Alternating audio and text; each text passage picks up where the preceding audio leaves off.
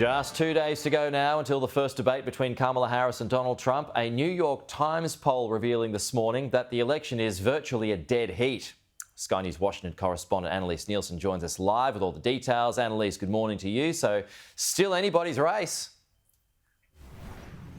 And look, that's remarkable in and of itself. There's been a real honeymoon for Kamala Harris since she took over the ticket from Joe Biden, but it seems that those numbers are dwindling. This is why this upcoming debate is going to be so critical when we're talking about how this very unprecedented election is going to play out. So these are some of the polls that New York Times Cheneys published today saying just how tight this is. Wisconsin, Kamala Harris has just a very short lead ahead. Of course, national polls, she's ahead. But if we could skip ahead to where the swing state voters are, we've got Kamala Harris leading in Wisconsin, Michigan, Pennsylvania and Nevada. But Donald Trump pulling ahead, tying in Georgia and coming in dead heat in North Carolina and Arizona as well. So this is critical for a few different reasons. They're completely within the margin of error for every single one of those swing states. And so that still doesn't predict exactly how this is all going to land come election day. We have early ballots going out for some states, even in the next week.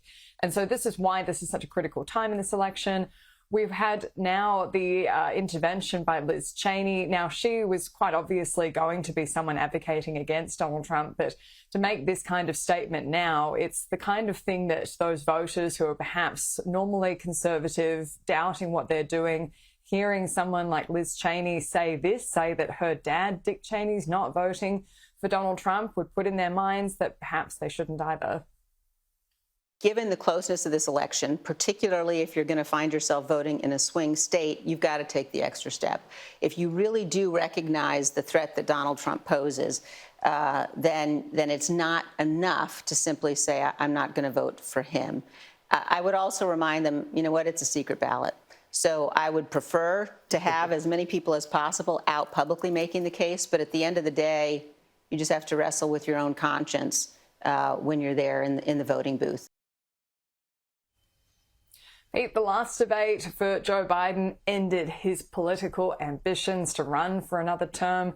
This could well be the defining moment of this election when we have this debate this coming Tuesday. I feel like just like it was last time, Annelise, if all things go to plan, according to those polls, probably won't have a result on election day like last time.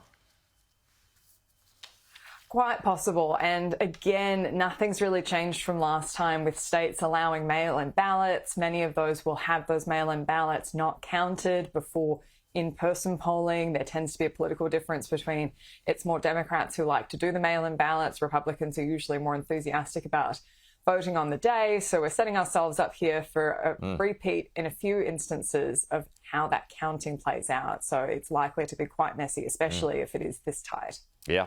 Look forward to joining the party. Annelise Nielsen, thank you.